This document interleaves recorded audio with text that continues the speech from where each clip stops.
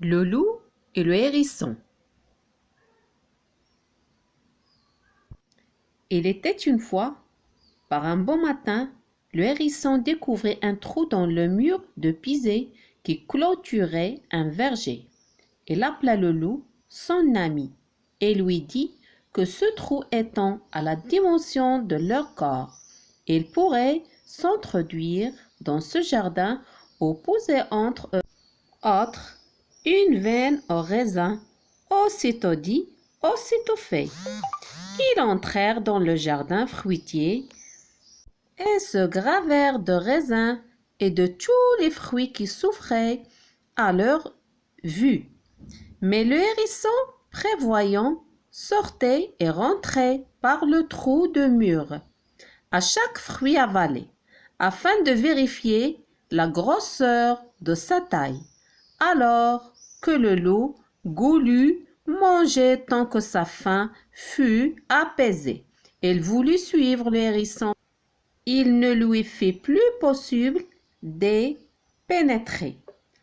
Affolé, il cria à son ami qui se trouvait de l'autre côté du mur. « Toi, qui m'entraînes dans ce lieu de tourment, apprends-moi à en sortir, car tu sais que je périrai de la main du jardinier s'il me trouve ici. » « Fais le mort, lui répondit le hérisson.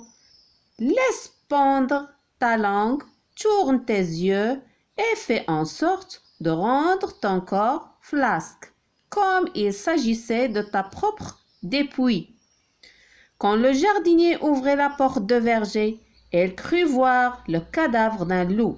Supposant que l'animal avait tenté de sauter par-dessus le mur et qu'il s'était écrasé au pied de la veine, l'homme se félicita d'avoir élevé son pisé aussi haut.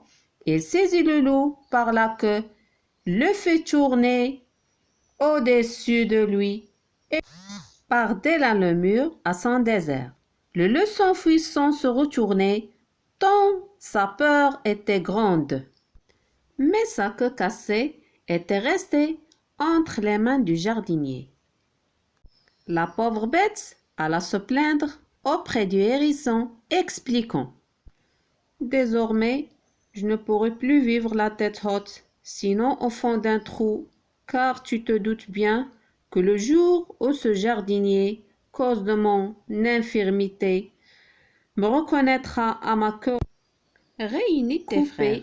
De mon côté, je ne donnerai pas cher de mon ami. » Le hérisson réfléchit un court instant, nombreux souffla à l'appel du désespéré.